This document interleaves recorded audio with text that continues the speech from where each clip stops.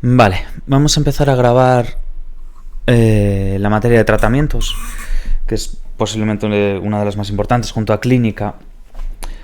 Son como los pilares, ¿vale? Tratamientos psicológicos, y tanto adultos como infantil, y lo mismo para clínica, luego también evaluación y demás, pero bueno, diría que tratamientos es de las que más suele haber junto con clínica.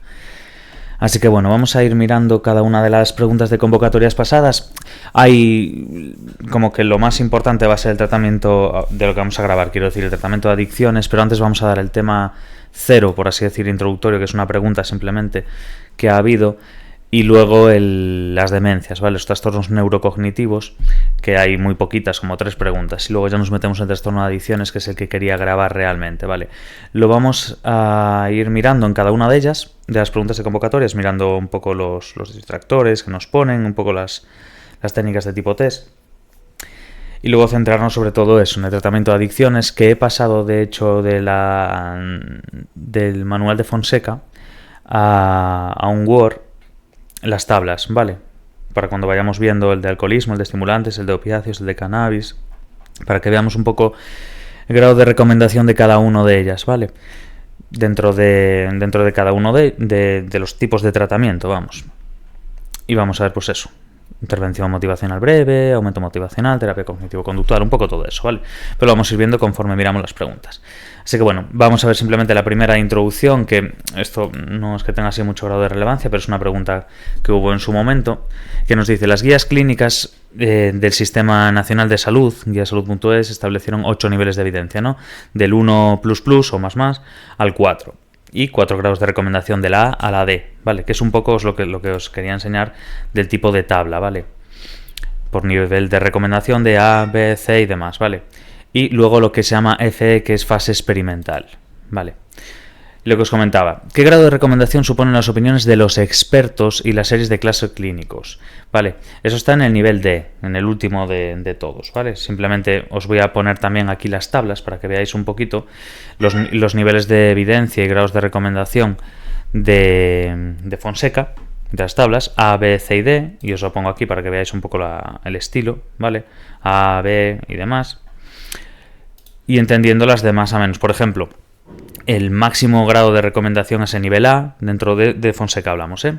De los niveles de evidencia y grados de recomendación de las guías de la GPC de las SNS. Fonseca, A, B, C y D. A, al menos un metaanálisis, una revisión sistemática y demás, ¿vale? El 1++. Directamente aplicables a la población diana, o evidencia suficiente de estudios de nivel 1+.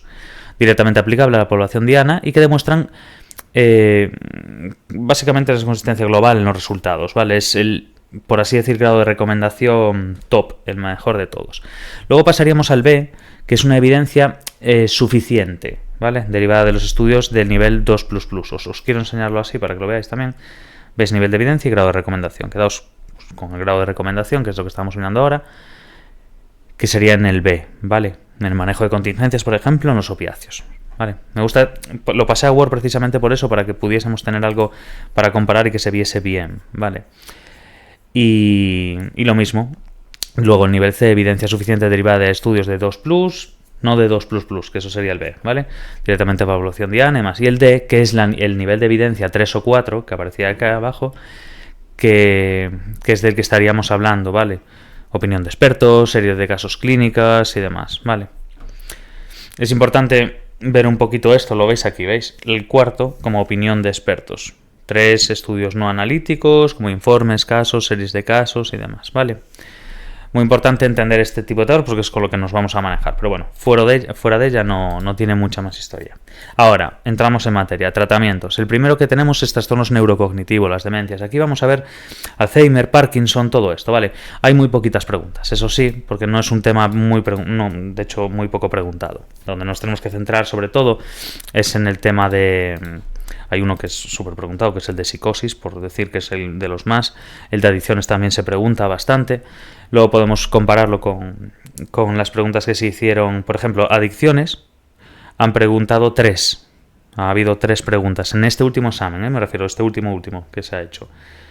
Entonces intentaremos ir comparando y viendo los temas que más preguntan y centrándonos bastante más en ellos. De todos modos, os vamos a dar todos. Y eso, a lo que vamos. Demencias. tratamientos neurocognitivos sobre todo, ¿vale? ¿Qué componente se introdujo en las últimas versiones del programa de tratamiento para el control del pánico de Barlow y Krask? Tenemos la exposición en imaginación, el cuestionario de metapreocupaciones, el entrenamiento en mindfulness o el reentrenamiento en respiración. Quedémonos bien con el reentrenamiento en respiración. Esta pregunta en particular la podemos meter aquí, pero sobre todo caería en el tema de ansiedad, ¿vale? La he puesto porque se puede entender también que puede estar aquí dentro, pero la vamos a ver mejor en la parte de ansiedad, ¿vale? La tengo puesta porque sí que creo que podríamos meterla aquí también, el tema del control de pánico de Barlow y demás, pero sobre todo centrémonos en las que nos corresponden con neurocognitivo, ¿vale? Respecto de la intervención en las demencias, señale la respuesta incorrecta. ¿Qué vemos dentro de estas, de las demencias? Remarcamos bien lo de incorrecta para no liarnos, miramos las que sí que son correctas o que sí que entendemos nosotros como correctas y luego por descarte tiramos por la incorrecta, ¿vale? La intervención farmacológica en las fases más avanzadas de la enfermedad se centra en la administración de fármacos antagonistas del glutamato, memantina. El uso de fármacos antipsicóticos está especialmente indicado en pacientes con demencia por cuerpos de Lewy. De hecho, el tratamiento de fármacos antipsicóticos está contraindicado en el tema de los cuerpos de Lewy, sobre todo la dosis en la que se dé y demás, porque puede llegar a inducir la muerte. Entonces, bueno, eso de que está especialmente indicado en pacientes va a ser que no, así que tiraríamos ahí por la incorrecta, ¿vale? De todos modos, leemos las siguientes. Las terapias basadas en estimulación cognitiva grupal y los programas multicomponentes han mostrado que mejoran la función cognitiva, la interacción social y la calidad de vida, ¿vale? Es cierto que la estimulación cognitiva grupal y programas multicomponentes ayudan, ¿vale? Mejoran la función cognitiva, interacción social y la calidad de vida. Luego, el uso de antipsicóticos en pacientes con demencia es más frecuente de lo deseado, ya que los beneficios encontrados son modestos y los efectos adversos son muy notables, cierta también, por lo cual, lo que comentábamos, los cuerpos de Lewy. Es muy importante ver, veis aquí, cuerpos de Lewy, el uso de antipsicóticos está contraindicado, todo lo contrario de lo que nos decía, ¿no? Que está especialmente indicado. Y pueden ser mortales, de hecho. Y luego, en el resto de demencias, lo que debe usarse es como una mínima dosis necesaria, siendo preferible la intervención psicosocial en trastornos de conducta, ¿vale? Esa es la clave. Es muy importante ver este tipo de detalles, porque es donde suelen preguntar, de hecho, en el PIR, ¿vale? Mirar este detallito también, la supervivencia media de esta demencia en las series clínicas es de 5 a 7 años, ¿vale? Cuerpos de Lewy. Si no recuerdo mal, era la que padecía Robin Williams, el cómico, el comediante. Vale, en el tratamiento de los trastornos neurocognitivos señale la respuesta correcta. Tenemos, remarcamos bien, correcta, ¿vale? Ya veis que este tema en particular, pues eso, son 3 preguntas desde el 2013 o 12 o por ahí aproximadamente, entonces apenas han preguntado y como muchísimo meterán una, pero eso no implica que no la miremos, ¿vale? ¿Tenemos que centrarnos más en otros temas? Sí, pero bueno, en esta quiero como meterme con 2 o 3 preguntas que expliquen un poquito, pero luego, lógicamente, antes de hacer estas preguntas hay que mirarse el tema. Y eso no implica que no miremos la levodopa, que no miremos bien lo del Parkinson, Alzheimer, trastorno, pues, lo de los cuerpos de Lewy también. Hay mucho que tenemos que atender en ese tema, pero que luego objetivamente no preguntan tanto. Entonces, lo de siempre, ¿no? Temas que apenas pregunten o que incluso no pregunten desde hace 5 o 6 años, por lo menos leerlos. Lógicamente no le vamos a meter el mismo tiempo de estudio que el tratamiento para la psicosis, por ejemplo. Entonces, en el tratamiento de los trastornos neurocognitivos señala la respuesta correcta y nos dice: el uso de antipsicóticos en pacientes con demencia produce efectos adversos muy notables. Lo habíamos visto, ¿no? El uso de antipsicóticos en pacientes con demencia produce efectos adversos muy notables. Es la correcta. Miremos las otras si queremos, pero por ejemplo, ¿el uso de fármacos antipsicóticos está especialmente indicado? No. Lo contrario, ya lo hemos visto en la anterior pregunta. En las fases leves y moderadas de la enfermedad, la intervención farmacológica se basa en fármacos antagonistas del glutamato, lo que sería la memantina. No, la intervención farmacológica de elección en las fases avanzadas es cuando se metería el tema de los inhibidores de la acetilcolinesterasa, ¿vale? Donepezilo, todo esto, ¿vale? La galantamina, todos esos son los establecidos, que son los beneficiosos, ¿vale? Eso sería en las en las fases leves y moderadas, que es lo que nos dice aquí, tendríamos que usar fármacos inhibidores de la acetilcolinsterasa. Cuando hablamos de fases avanzadas de la demencia, pues tipo Alzheimer, moderadas o graves, vamos, son los antagonistas del glutamato, ¿vale? Por lo cual, este antagonista del glutamato es para las fases avanzadas, ¿vale? No para las fases leves y moderadas. Para las fases leves y moderadas lo que tendríamos son los fármacos inhibidores de la acetilcolinsterasa, ¿vale? El donepezilo, lo que estábamos hablando antes, ¿vale? Entonces quedémonos bien con eso. Fases avanzadas, tipo demencia, Alzheimer, tipo de la demencia del tipo Alzheimer, moderadas o graves, vamos. Ahí hablamos de antagonistas del glutamato, que es lo que nos pone aquí. Pero no fases leves y moderadas, ¿vale? Más bien, serían fases avanzadas, para que eso fuese así. Y lo mismo para el otro distractor. Están puestos al revés, de hecho. Así que bueno, el uso de antipsicóticos en pacientes con demencia produce efectos adversos muy notables, cosa que ya sabíamos que habíamos visto antes, ¿vale? Ahora, nos metemos bien de lleno con el tratamiento de las adicciones, que es lo que quería grabar, pero prefería que viésemos por lo menos esta parte introductoria, ¿vale? Y ese pequeño tema de trastornos neurocognitivos de las demencias, ¿vale? En las adicciones ya nos metemos con 35 preguntas. Vamos a ir viendo cada una de ellas bien. Es un tema que se estudia relativamente bien, pero bueno, que tiene bastantes datos a nivel de tablas de Fonseca, como ya sabemos, y al ser una materia pues con tantísimo peso en el examen PIR, pues creo que es muy importante que lo llevemos bien trabajado, ¿vale? O al menos, por lo menos, las tablas y saber los niveles de evidencia. Vale, ¿con qué fin en algunos programas de tratamiento del tabaquismo se solicita a los sujetos que inicialmente reduzcan la cantidad de nicotina? Para obtener feedback fisiológico de consumo, para realizar un autorregistro del consumo, para controlar los estímulos o para reducir la probabilidad de los síntomas de abstinencia. Si no recuerdo mal, era lo de la abstinencia, ¿vale? Es lo que se llama la TSN, que es terapia sustitutiva con nicotina, ¿vale? Básicamente es administrar la nicotina a un fumador. Es una terapia sustitutiva, sin ir más lejos, con nicotina. Entonces consiste en la administración de nicotina a un fumador que desea dejar de serlo, por una vía distinta a la del consumo del cigarrillo, en cantidades suficientes para disminuir los síntomas de lo que sería siendo una abstinencia, pero insuficientes para causarle una dependencia. Entonces, la TSN en sí es eficaz, independientemente del nivel de tratamiento conductual que se aplica al fumador. Ahora bien, cuando se asocia a se obtienen pues mejores resultados. Y los programas con mayor intensidad de intervención conductual más la TSN son lo que muestra esos mayores tasas de lo que sería abstinencia. Vale, entonces la TSN junto a un tratamiento conductual, perfecto. ¿Qué es lo que pasa? Que dentro de los chicles se pueden usar parches de nicotina. Muchos seguramente conozcáis esto, ¿vale? Sprays nasales, inhibidores bucales. Si no es porque uno ha sido fumador en el pasado, incluso, o por compañeros, familia y demás, es bastante común, ¿no?, haber visto en algún momento a alguien que intenta dejar de fumar y que lo hace con algún tipo de parche, tratamiento o lo que sea, ¿vale? Y bueno, hay un dato que creo que es interesante, que es la duración del tratamiento no está muy establecida en sí. Lo que sí hay un cierto consenso de que no debe ser inferior a 8 semanas, vamos, unos 2 meses. No debe bajar de ahí para adelante, ¿vale? Entonces, bueno, básicamente lo que es el tratamiento, la terapia sustitutiva con nicotina, la idea pues es eso, ¿no? Reducir la probabilidad de síntomas de abstinencia, y que incluso es mejor cuando se mete un tratamiento conductual además, ¿vale? Vale, creo que está bien explicado. Según la entrevista motivacional, cuando un paciente con adicción está ambivalente hacia el cambio, ¿qué debemos hacer? ¿Darle argumentos a favor del cambio?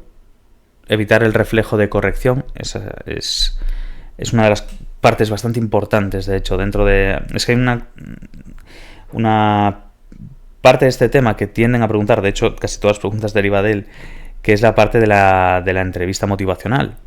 Entonces, hay una parte de preguntas que se ve claramente que tienden a preguntar sobre eso, de este tema, ahí sobre todo. Y una es el reflejo de corrección. Luego hay una cosa que se llama también balance decisional, que está bastante importante también, ¿vale? Entonces nos dicen, ¿dar argumentos a favor del cambio? No. ¿Señalar sus defensas o resistencias? Tampoco.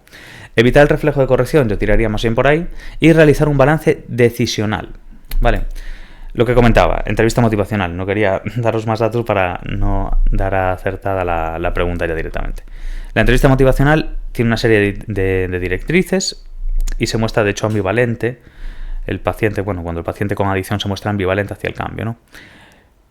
Entonces, lo que se intenta es evitar el reflejo de corrección. ¿A qué se refiere con esto? Consiste en confrontar al paciente acerca de lo necesario que es el cambio, esgrimiendo los motivos para ello, ¿vale? E insistir en tal dirección. Si el paciente muestra resistencias, así como señalar tales defensas. Eso es contraproducente, ¿vale? De hecho, lo dice la propia entrevista motivacional, que esta técnica estaría contraindicada. ¿Por qué? Porque lo que hace es inducir emociones al paciente, enfado, defensividad, impotencia, una serie de cosas que no van a facilitar el cambio en una persona. Entonces, lo que muy acertadamente nos pone la respuesta correcta es evitar el reflejo de corrección, ¿vale? Lo que sí que me parece muy interesante es lo de mirar los distractores. Esto yo creo que es clave una vez se empieza a estudiar para esto, que no solamente es quedarse y ceñirse en la dentro de la pregunta con la respuesta correcta, sino mirar por qué las otras no lo son, los distractores. Y esos distractores, a su vez, van a ser preguntas en el futuro. Entonces, si los controlamos, nos podemos adelantar bastante. Entonces, por ejemplo, el balance decisional, a mi juicio, creo que también es bastante importante entenderlo, porque hay una diferencia ahora aquí. Nos dice, en cambio, la estrategia de balance decisional se aplicaría cuando él o la terapeuta se quiere mostrar neutral. Que no quiere fomentar el cambio hacia una determinada dirección, ya que explora tanto los pros como los contras del cambio. ¿Qué es lo que pasa? Que esta estrategia contraviene la lógica que está detrás de la entrevista motivacional. ¿Por qué? Porque no es aconsejable evocar todas las razones que el paciente baraja para mantenerse en el mismo patrón actual de consumo. Vale, eso no va a ser contraproducente. Entonces, quedemos bien con eso, ¿vale? Evitar el reflejo de corrección. Quizás las expliquen demasiado cada una de ellas, pero creo que nos va a ser útil. En el tratamiento de la adicción al juego, la exposición gradual con prevención de respuesta se basa en los siguientes principios de aprendizaje. Vale, pensamos. Hablamos de tratamiento, lógicamente, ya sabemos que estamos en la materia, pero supongamos que estamos en el examen PIR y tenemos que averiguar de qué materia nos hablan, ¿vale? Tratamiento de adicción al juego. Entonces ahí ya caemos. Vamos directamente en nuestra cabeza a la materia, tratamientos, y después decimos, vale, y adicciones, vale, tema 2. Adicción al juego. Y ahí ya vemos la exposición gradual, es ir poquito a poco, con prevención de respuesta. ¿En qué se basa? En los siguientes principios de aprendizaje. ¿Qué tiene eso? Extinción y moldeamiento. Generalización y discriminación, no. Condicionamiento inhibitorio y condicionamiento de segundo orden, tampoco. Reforzamiento positivo y negativo, diría que tampoco. Me tira más la extinción y el moldeamiento, ¿vale? La exposición con prevención de respuestas en el juego patológico lo que consiste es que hay una exposición a los estímulos que están relacionados, ¿no? con lo que sería la conducta de jugar, sin emitir lo que es la conducta de juego. ¿Y el objetivo cuál es? Pues romper esa asociación entre los estímulos y la respuesta de juego, que es lo que le llaman algunos mecanismo de ejecución terminal. Pero bueno, básicamente es que la extinción de la respuesta de juego, ¿vale? Entonces, conforme el usuario se va exponiendo, se va llevando a cabo un moldeamiento de esas nuevas conductas. De ahí lo de extinción y moldeamiento. Son básicamente los principios básicos de aprendizaje, en este caso. ¿Cuál es el principal objetivo que se pretende con la técnica de exposición a claves? La Cue Exposure Theory, que es la CET, en el tratamiento de la adicción a drogas, ¿vale? Entonces, principal objetivo que se pretende con la técnica de exposición a claves, ¿vale? La CET, que está aquí. La tengo aquí escrita también, ¿vale? CET. Importante. Exposición a pistas, también llamado, pero bueno, a claves. Es que le llaman de distinta forma, pero bueno, anda por ahí la cosa. Entonces, ¿cuál es el objetivo en ese tratamiento de la adicción a las drogas? Pues se trata de utilizar señales para indicar en qué momento se deben poner en marcha las habilidades adquiridas durante el periodo de tratamiento. Entrenar para que la persona con problemas de adicción a drogas sepa identificar cuál es la causa principal de su trastorno adictivo. Se trata de conseguir, mediante procedimientos de exposición y extinción, que la persona con problemas de adicción a las drogas disminuya su reactividad ante las claves o señales que están asociadas a las consecuencias de consumo, o que la persona con problemas de adicción a drogas sepa identificar situaciones de riesgo y así prevenir la caída. Vale. La CET, la terapia de exposición a pistas, básicamente lo que se utiliza en el tratamiento de diversas adicciones. Y de hecho explica la adicción desde el condicionamiento clásico, o también llamado respondiente, que de hecho hay una pregunta de examen que de convocatorias anteriores, que pregunta esto. Vale, aparte de esta pregunta en sí, lo que sería el respondiente. Entonces, ciertas señales ambivalentes se condicionan a la conducta de consumo. Entonces, ante lo que se plantea, la presentación de dichas señales con una prevención de la respuesta condicionada hasta que se logra la habituación. Entonces, es un poco la respuesta que nos da. Se trata de conseguir, mediante procedimientos de exposición y extinción, que la persona con problemas de adicción a las drogas disminuya su reactividad ante las claves o señales que están asociadas a las consecuencias del consumo. Vale, es una técnica de exposición, básicamente, ¿vale? Y esa exposición que conlleve a una extinción. Y por ende, a su vez, que esté esa parte de habituación y demás, ¿vale? Al comparar las adicciones a sustancias con las adicciones sin sustancias, ¿a qué se refiere con las adicciones sin sustancias? A las conductuales, ¿vale? Las adicciones conductuales. Están las adicciones con sustancias y las que no van con sustancias, las que son de conducta. ¿Qué es lo que pasa? ¿Qué nos dice? En ambos casos se pretende la abstinencia completa, ¿vale? No se espera que la investigación en las adicciones a sustancias favorezca la comprensión de las adicciones conductuales. La terapia cognitivo-conductual ha demostrado eficacia tanto en las adicciones a sustancias, pero no en las adicciones conductuales. Ojo con eso. Y luego nos dice, las adicciones conductuales y los trastornos por abuso de sustancias, vamos, las dos, responden a menudo de manera positiva a los mismos tratamientos. Cierto, ¿vale? La terapia cognitivo-conductual, de hecho, este distractor que nos pone aquí, ha demostrado eficacia en las adicciones a sustancias, pero no en las conductuales. Por lo que se sabe, de hecho, la terapia cognitivo-conductual es eficaz para las adicciones con sustancias. Esa terapia que ha mostrado pues mayor evidencia y mayor tratamiento y demás. ¿Qué es lo que pasa? Esto es importante. Prefiero leeroslo porque además a mí me ayudó a quedarme bien con ello. Por el momento la TCC, la terapia cognitivo-conductual, que es eficaz para las adicciones con sustancias, es la terapia que ha mostrado mayor evidencia para las adicciones conductuales, por lo cual la terapia cognitivo-conductual del distractor de aquí nos dice que muestra eficacia para las adicciones a sustancias, cierto, pero esta segunda parte no, y nos dice, pero no para las adicciones conductuales. Para las adicciones conductuales también, ¿vale? Y de hecho se espera que la investigación en las adicciones a sustancias favorezca la comprensión de las adicciones conductuales también. Entonces, creo que es importante diferenciar bien eso, ¿vale? Y que incluso a pesar de las diferencias, las superposiciones entre comportamiento y las adicciones a sustancias sugieren que una investigación exhaustiva sobre estas podría favorecer esa comprensión, ¿vale? Y también nos dicen, según diferentes estudios, las adicciones conductuales y los trastornos por abuso de sustancias responden de manera positiva ante los mismos tratamientos, ¿vale? Que es con lo que nos tenemos que quedar, con esa parte. Y nada, y poco más que contaros de esto. En el tratamiento del alcoholismo, ¿en qué se basa la terapia de exposición a pistas de la conducta de beber? Recordad, lo habíamos visto antes. ¿Recordáis esto que leímos antes de terapia de exposición a pistas? Que de hecho está en fase experimental. ¿A qué atendía? Lo dijimos antes. Condicionamiento clásico, vamos, el respondiente. Entonces, esto ya lo dimos antes.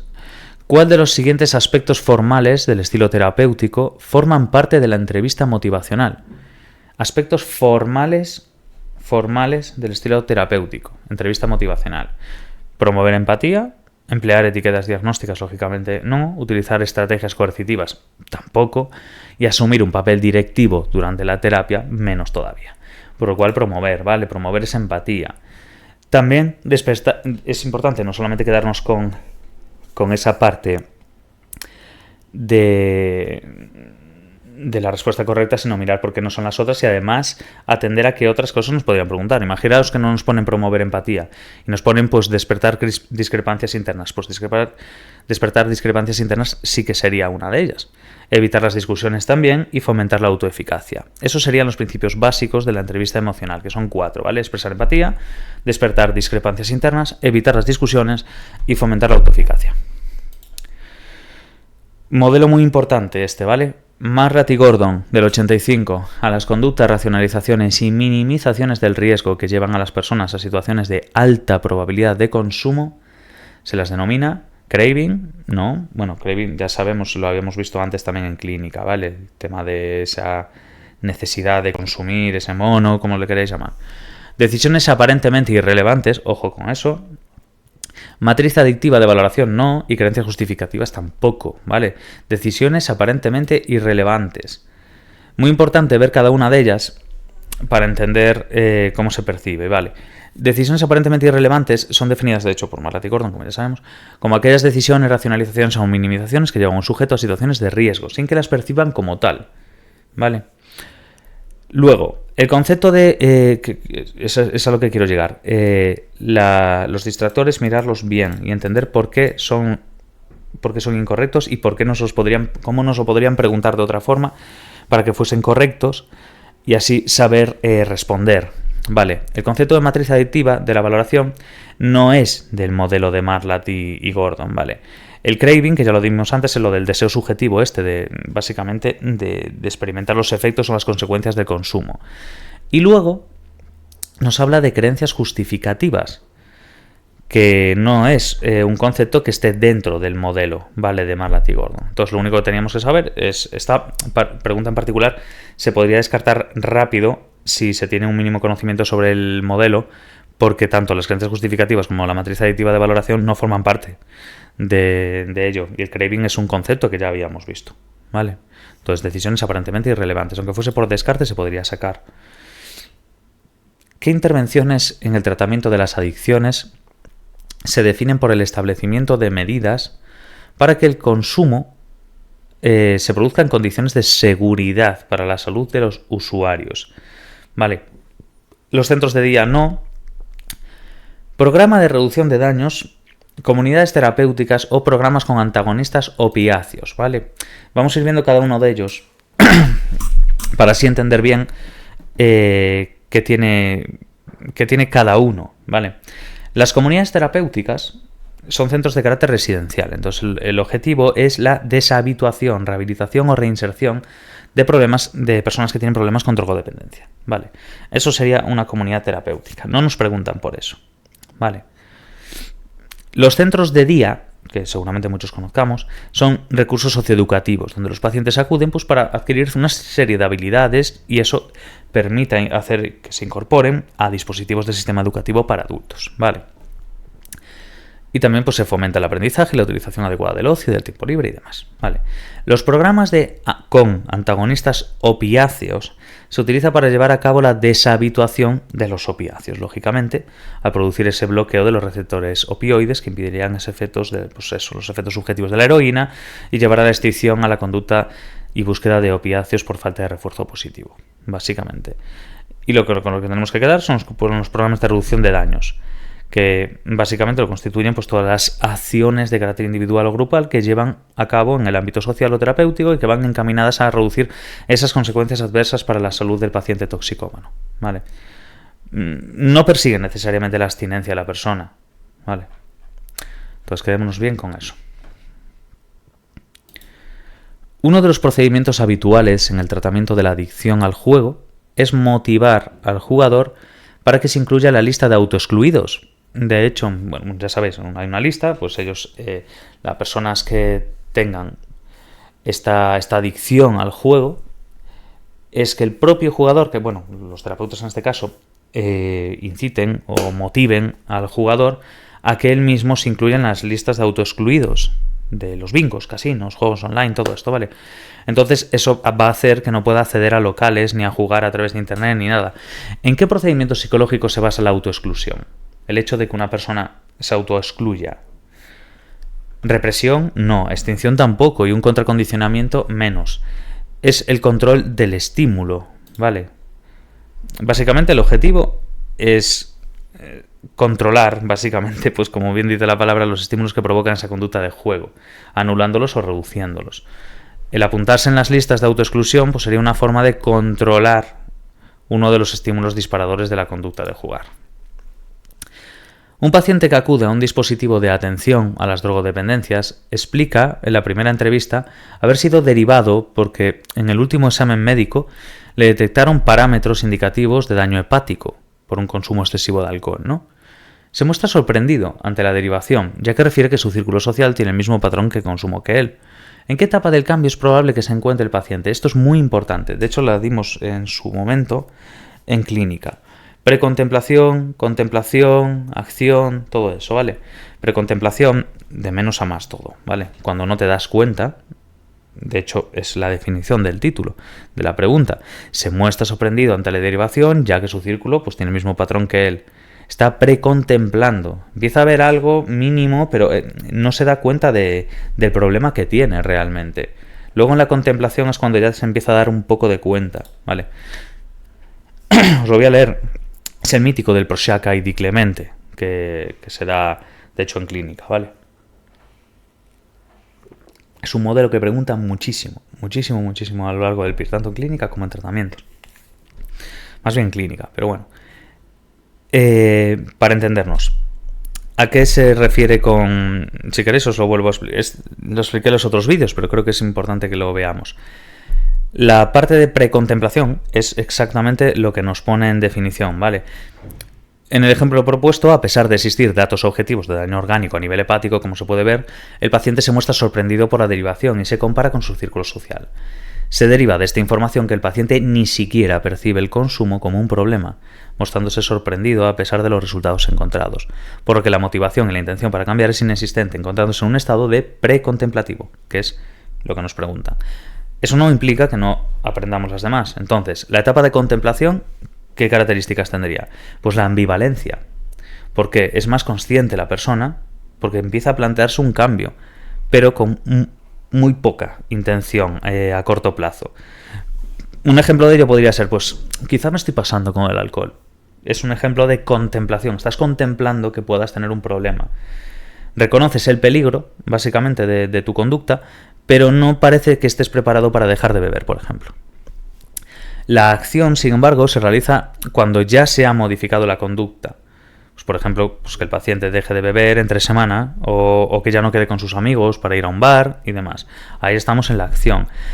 Y cuando hablamos de recaída, correspondería a reintroducir nuevamente el patrón de consumo tras un periodo previo de abstinencia. Vale. Una cosa, hay que diferenciar bien entre caída y recaída.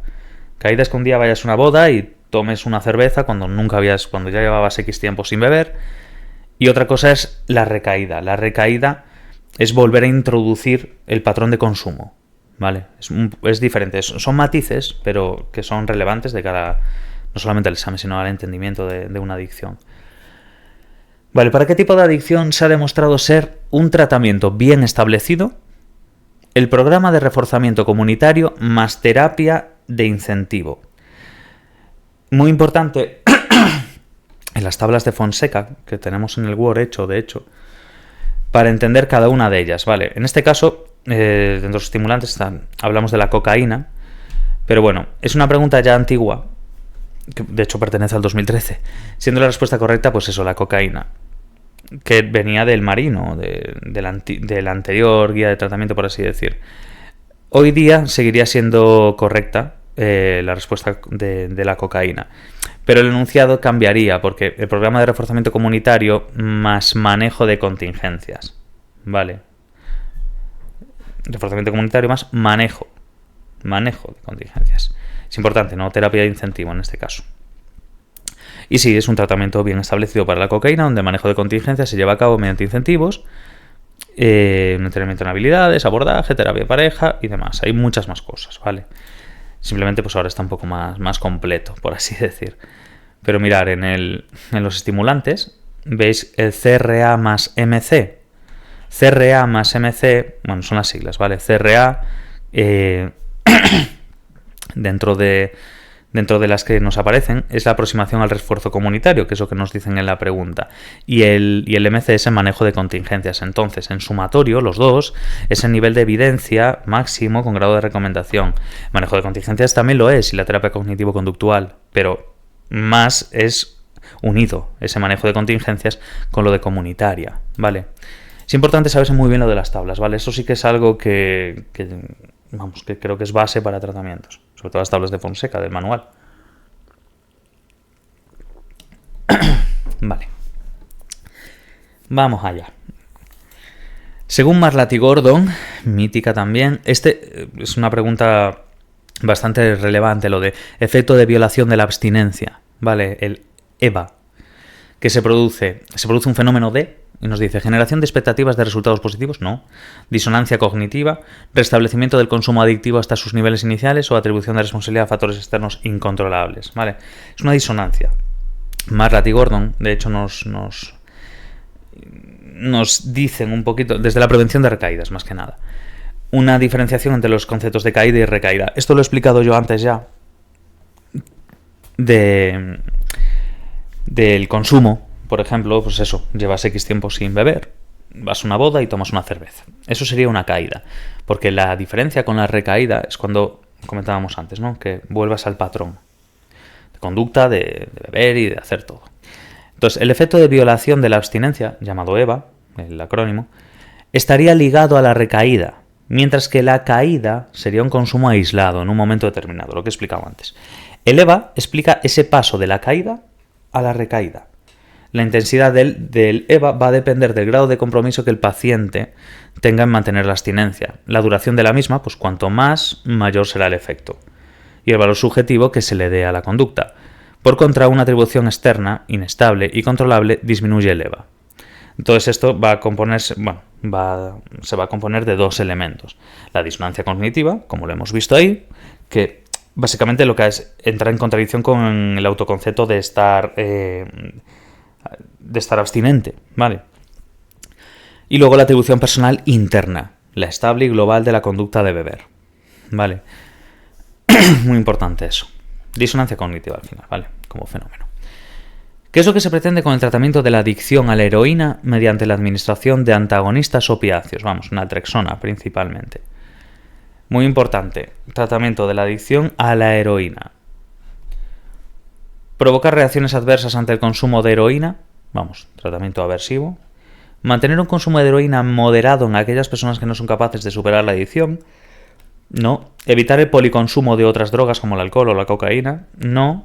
Bloquear los receptores cerebrales opiáceos y evitar el consumo de la heroína tenga efectos reforzantes. Ahí estamos. Básicamente la naltrexona de hecho es un fármaco antagonista, ¿vale? En la adicción de la heroína. Y ocupa pues esos receptores de la heroína, consiguiendo que si esta última es ingerida, no vayas a experimentar los efectos deseados que tiene la heroína. Básicamente va dirigida a usuarios pues que dejen de consumir la heroína por la pérdida de los efectos. Lógicamente van a estar tomando eso, no le está dando el efecto que ellos quieren y acaben dejándolo. En el tratamiento de las adicciones, el uso de los fármacos que generan reacciones adversas está muy extendido, sobre todo en el tratamiento de la adicción al alcohol, siendo el mítico disulfiram el fármaco que se usa para el alcohol, ¿vale? Entonces, bueno, ya sabéis, bloquear esos receptores y evitas que el consumo de heroína tenga los efectos reforzantes que tiene y por ende la persona que esté tomándolos pues vaya a dejar de consumir la heroína pues por la pérdida de los efectos que conlleva, porque está tomando la heroína pero la heroína no le está dando el efecto porque está bloqueado con esos receptores, los cerebrales a opiáceos. Entonces dice, ¿para qué la voy a tomar si no me da lo que busco? En relación con la evidencia empírica del manejo de contingencias en la intervención en cannabis, los estudios clínicos aleatorizados han mostrado mejores resultados cuando se dirige a... Veamos ahora. Reforzar la abstinencia, bien. Reforzar otras conductas de adherencia al tratamiento, realización de analíticas, de orina y demás, no. Reforzar una comunicación positiva con otros miembros de la familia, tampoco. Y reforzar la realización de tareas para casa, vale. Esta se entiende bastante bien, ¿no?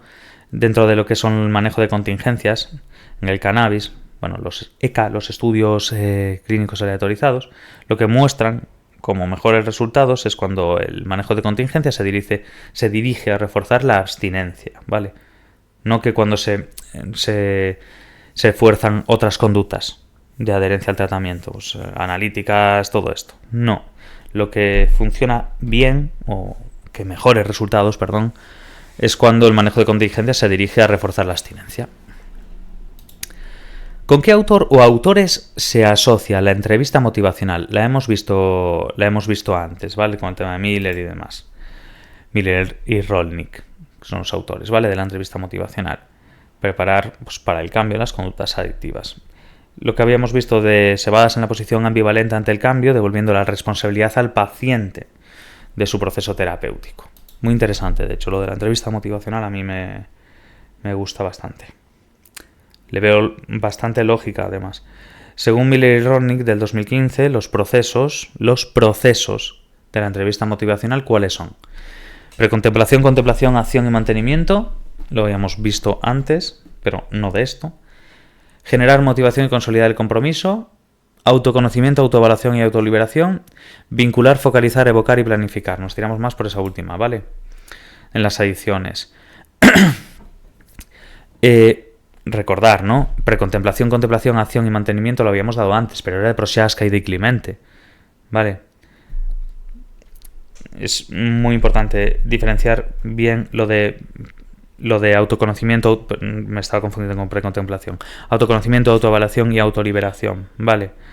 El motivo dentro de las de cambio, ¿vale? El modelo transteórico de cambio de Prochaska y de Clemente, del autoconocimiento, la autoevaluación y la autoliberación, ¿vale? Vincular, focalizar, evocar y planificar es de Milner y Rolnick, de la entrevista motivacional. Hasta ahí bien. Y no es que me confundiera antes, de hecho es lo mismo. Lo que pasa es que autoconocimiento, autoevaluación y autoliberación es de Prochaska y de Clemente, del modelo transteórico, mientras que el modelo transteórico también del cambio de Prochaska y de Clemente están las fases, ¿vale? Precontemplación, contemplación, acción y mantenimiento, ¿vale? Lo estaba leyendo ahora y dije yo, joder, juraría que lo he dicho bien. Pero sí, es porque las dos van sobre lo mismo. Van del mismo autor, quiero decir, autores en este caso, de Prochaska y de Clemente. Vale, y lo de generar motivación y consolidar el compromiso, básicamente estarían considerados parte y objetivo del mismo, ¿vale? No va hacia eso, estamos hablando de los procesos de la entrevista motivacional. Miller y Rolnick. No confundir con la parte de Prochaska y de Clemente, ¿vale? Incluso yo leyéndolo me puedo confundir fácil. ¿Cuál de las siguientes no es una terapia? El no lo remarcamos. De eficacia probada, vamos, grado de recomendación A para la adicción al alcohol. Entonces, pensemos. Tabla de Fonseca. Recomendación A. Vamos a leer, a comprobar cuáles sabemos que son y cuál no es. Entonces, por ejemplo, cuando leemos aproximación de reforzamiento comunitario, ¿recordáis lo de CRA? Eso no sonaba, ¿no? Mira, vamos al alcohol. CRA está dentro del grado de recomendación A. Por lo cual, fuera. Intervención motivacional breve es de las primeras que está. También está ahí, ¿vale? Fuera también. Terapia de conducta familiar y de pareja, ¿vale? Y terapia de exposición a señales. ¿Recordáis lo de terapia de exposición a pistas, también llamada, no? Es que siempre aparece ahí. Esa es la CET y esa está en fase experimental, ¿vale? Por eso no es la aprobada, ¿vale? Sin embargo, todo lo demás sí. Terapia de conducta familiar y de pareja es muy importante también. Os quería enseñar que es TCFP, es que es para que veáis un poquito las siglas, que no, porque si esto simplemente lo habéis leído un poco por encima, a lo mejor no os acordáis. Entonces, por eso, aparte de poner el acrónimo, las siglas aquí, lógicamente abajo intento poner un poco como una pequeña leyenda de las tablas, ¿vale? Simplemente para saber lo que es cada una, pero bueno, se entienden medianamente bien, pero siempre hay alguna que se nos puede pasar. Entonces, la CET está en fase experimental, ¿vale? La terapia de exposición a señales, a pistas o como se le quiera llamar, ¿vale? Por el momento, de hecho, es una terapia que no tiene un grado de recomendación A. Está en fase experimental.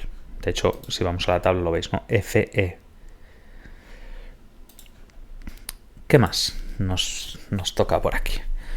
La entrevista motivacional de Miller y Rolnick propone predominantemente el qué. Un estilo terapéutico de qué tipo. Esto es muy importante entenderlo. Miller y Rolnick, cuando nos hablaba de lo de la entrevista motivacional, no quiere estar ni en un extremo ni en el otro, ni en la parte directiva, ni en la fase de simplemente lo escucho, me quedo neutro y no digo nada. Está en un punto medio que se llama de guía, ¿vale? Es muy importante. Imaginaos, pues eso, en un continuo en todo lo que sería la entrevista motivacional. En un extremo tenemos el estilo directivo, donde vamos, el que está prestando la ayuda ofrece información, instrucciones, consejo, de todo. Y en el otro extremo opuesto tendríamos el estilo de acompañamiento, donde una persona pues muestra interés por lo que dice la otra persona, se esfuerza a entenderla y se contiene, pues bueno, de hacer aportaciones propias. En la entrevista motivacional de Miller lo que hace, o lo que dice que predomina, es un estilo terapéutico de guía, vamos, un punto medio, vamos, lo dice ahí, de hecho, se encontraría en el centro. Y lo que ofrece es información experta cuando es necesario, vamos, se moja cuando tiene que mojarse y a la vez tiene el estilo reflexivo, ¿vale? Bueno, estilo reflexivo no, pero ya me entendéis, ¿no? no está en el extremo, está en un punto medio de equilibrio entre ambos dos, entre la parte de dirección, por así decir, y luego el estilo de acompañamiento. Pues de eso se trata, ¿no? De tener ese punto medio dentro de lo que estamos hablando de Miller y Rothnick. Señala la respuesta correcta con respecto a la entrevista motivacional. Se basa en 4 principios generales, entre los que se encuentra fomentar la discusión directa de la resistencia. No, fomentar la discusión directa no es uno de ellos. Recordemos, ¿vale? Respuesta correcta, por si acaso. Remarquemos bien estas cosas porque es fácil caer. Más que nada porque muchas veces nos ponen el no o el incorrecto o demás. Originalmente se utilizó para la evaluación de la depresión. No que yo sepa. Incluye habilidades como la directividad a través de preguntas cerradas. Eso de cerradas. En una entrevista que comparte objetivos de evaluación e intervención al mismo tiempo, ¿vale? Que es exactamente eso. Y recordemos los puntos: expresar empatía, desarrollar discrepancia, evitar la discusión, remover resistencia, apoyar la autoeficacia, todo eso, ¿vale? ¿Cuál es el principal efecto del disulfiram o de la cianamida cálcica en el tratamiento del alcoholismo? Lo dimos antes, el disulfiram, ¿vale? Lantabuso, como se llamase en comercial. Disulfiram. ¿Qué es lo que hace? ¿Cuál es el principal efecto de esto para el tratamiento del alcoholismo? Producir un condicionamiento aversivo en el caso de que la persona consuma alcohol, ¿vale? Reducir la intoxicación del alcohol en el caso de que se beba excesivamente, ¿no? Reducir los efectos del alcohol y ayudar a mantener la bebida controlada, ¿vale? Reducir los síntomas de la abstinencia del alcohol, como el delirium tremens, etcétera, cuando se lleva un tiempo sin beber, tampoco, ¿vale? Básicamente es un condicionamiento aversivo, ¿vale? El disulfiram, fármaco, se usa en el alcoholismo y el mecanismo de acción es que actúa inhibiendo la enzima acetaldehído deshidrogenasa, creo. Y lo que hace es eso, es degradar ese acetato y produce el catabolismo del alcohol. Entonces, el acetato en sí es una molécula tóxica para el cuerpo, que al acumularse pues produce esos efectos de rubor, cefaleas, náuseas, vómitos, visión borrosa, sudoración, dificultades para respirar. Ahí estamos hablando de esos síntomas desagradables, ¿no? Para la persona. ¿Y eso qué? ¿Por qué hacemos eso? ¿Por qué se le da eso para que tenga esos síntomas desagradables? Para que se produzca un condicionamiento aversivo. Entonces impide que se consuma el alcohol. La persona asocia eso por condicionamiento y dice, por condicionamiento aversivo en este caso, y dice, no voy a tomar esto porque me sienta mal. Ahí está la cosa, ¿no? Producir un condicionamiento aversivo en el caso de que la persona consuma alcohol. Y ya está. Vale, la economía conductual. Lo de descuento por demora, el delay discounting, es bastante importante también, ¿vale? Esto está dentro del refuerzo. La economía conductual plantea la adicción como un trastorno de la elección caracterizado por la patología del refuerzo. Dentro de esto, ¿a qué se llama el descuento por demora o delay discounting? A la preferencia excesiva por reforzadores más numerosos, aunque menos intensos, frente a los menos numerosos, aunque más intensos. A la preferencia excesiva por reforzadores inmediatos frente a los demorados, por ahí puede ser. A la preferencia excesiva por reforzadores más salientes frente a los menos salientes. A la preferencia excesiva por reforzadores de mayor intensidad frente a los de menor intensidad. Vale, podríamos dudar a lo mejor entre la B y la D, por ejemplo, ¿no? Pero sabemos que son reforzadores inmediatos versus los demorados, ¿vale? De ahí el descuento por demora, ¿vale? Ya nos lo dice un poco. Esto forma parte del modelo biopsicosocial, ¿vale? Dentro de los modelos psicológicos de las adicciones. En combinación con qué protocolo el manejo de contingencias mediante incentivos ha mostrado buenos resultados en el tratamiento de la adicción a la cocaína. Entrevista motivacional, terapia familiar conductual, programa de reforzamiento comunitario o terapia de exposición a señales. Muy importante, ya lo habíamos visto antes en las tablas de Fonseca, en la parte de estimulantes. ¿Con qué se sumaba el manejo de contingencias? Aparte de eso, miremos en la tabla si queréis. Nos vamos a los estimulantes. Aparte del manejo de contingencias, la CRA. Y recordemos la CRA como programa de reforzamiento comunitario. Vale, esas dos juntas es lo mejor. Buenos resultados, vamos. Lo mejor porque aparece como tal en las tablas de Fonseca, quiero decir. El procedimiento denominado Thinking Aloud, que es lo de pensar en voz alta, en el tratamiento del juego patológico, ¿para qué se utiliza esto? Para identificar los pensamientos irracionales que acompañan a la conducta de jugar, para controlar los estímulos condicionados asociados a esa conducta de jugar, para modificar los patrones de juego compulsivos de los jugadores patológicos o para identificar los determinantes de recaídas pasadas en la conducta de jugar, eso no. Identificar los pensamientos irracionales, esa es la clave, lo de irracional, que acompañan a la conducta de jugar, ¿vale? Básicamente lo que hace es identificar los pensamientos irracionales, característicos pues, del juego patológico, y trabajarlos mediante la reestructuración cognitiva, ¿vale? ¿Cuál es el objetivo de los tratamientos de la adicción a opiáceos mediante antagonistas tipo naltrexona? ¿Vale? Habíamos visto anteriormente. Reducir los síntomas del síndrome de abstinencia de los opiáceos, bloquear los efectos subjetivos de la heroína para que se produzca una extinción de la conducta de consumo, que ya lo habíamos visto anteriormente, ¿vale? Esto lo hemos leído antes, por eso le doy ya a que esa es la correcta, porque ya la hemos leído. Entonces no vamos a repetir lo mismo sobre lo mismo. Ya veis que de hecho hay preguntas que tienden a repetir, ¿vale? Echeburúa, muy importante también. Ahora no lo preguntan tanto, pero antes en el PIR lo preguntaban bastante, ¿vale? Preguntas de 2015, 17, 19 incluso, creo. No recuerdo muy bien, pero bueno. Y alguna, me refiero, las hay también de un poquito más adelante. En este caso, pues, creo que yo diría que es por ahí el máximo. Pero bueno, no me atrevo a decir exactamente las fechas, no me sé de memoria todas las preguntas por años. Pero sí que sé que son preguntas que se han hecho antes en el PIR, ¿vale? Eso no significa que no haya que mirarlo. De hecho, es bastante importante Echeburúa. Señale cuál de los siguientes elementos no está presente, remarcamos en no, en el programa para el tratamiento de las adicciones comportamentales de Echeburúa, ¿vale? Echeburúa y colaboradores, tanto del 2005 como del 2009. Atención plena a los estímulos asociados a la adicción, análisis de los estímulos asociados a la adicción, exposición o control. ¿Vale? Tenemos control, exposición y terapia de grupo cognitivo-conductual, ¿vale? Bueno, control de estímulos, exposición con prevención de respuesta y terapia de grupo cognitivo-conductual, ¿vale? La que no hay es la de atención plena a los estímulos asociados a la adicción. Ya os digo, preguntas un poco más anticuadas también porque, bueno, son programas anteriores, pero bueno, no implica que no haya que sabérselo. Volvemos otra vez a lo mismo, alcoholismo, fármacos aversivos, disulfiram, provoca una reacción aversiva, ¿a consecuencia de qué? Ya lo habíamos visto, ¿vale? El tema de la inhibición, ¿vale? De la enzima aldehído deshidrogenasa, ¿vale? No alcohol deshidrogenasa. Muy importante.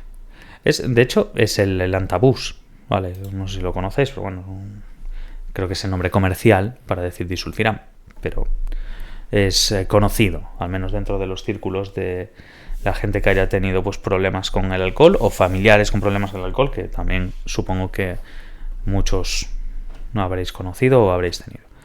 ¿En qué estrategia terapéutica se suele emplear el balance decisional? Bueno, digo lo de habéis tenido porque me refiero, es una droga bastante aceptada socialmente y raro es que no se conozca a alguien con problemas con el alcohol, sinceramente. ¿En qué estrategia terapéutica se suele emplear el balance decisional con el objetivo de valorar los aspectos positivos y negativos de la conducta actual? Estrategia terapéutica que se suele emplear en el balance decisional, ya lo habíamos visto, lo del balance decisional, ¿vale? Esto estaba dentro de ¿qué? De la entrevista motivacional. ¿Cuál es el principal objetivo que se pretende con la técnica de exposición a claves, ¿vale? La CET, que ya habíamos visto antes, también llamado por pistas, ¿vale? Claves o pistas. En el tratamiento de la adicción a drogas, lo habíamos visto antes, ¿vale? Conseguir mediante procedimiento de exposición y extinción que la persona con problemas de adicción a las drogas disminuya su reactividad ante las claves o señales que están asociadas a las consecuencias del consumo, ¿vale? Una técnica de gran relevancia en adicciones para motivar al paciente a realizar el tratamiento, ¿cuál es? La entrevista motivacional, la motivación catártica, el control estimular, la intención paradójica. Ya hemos visto la entrevista motivacional, que es clave en este tema y que siempre está, ¿vale? Autores de la entrevista motivacional, lo volvimos a ver antes también, Miller y Rolnick, ¿vale?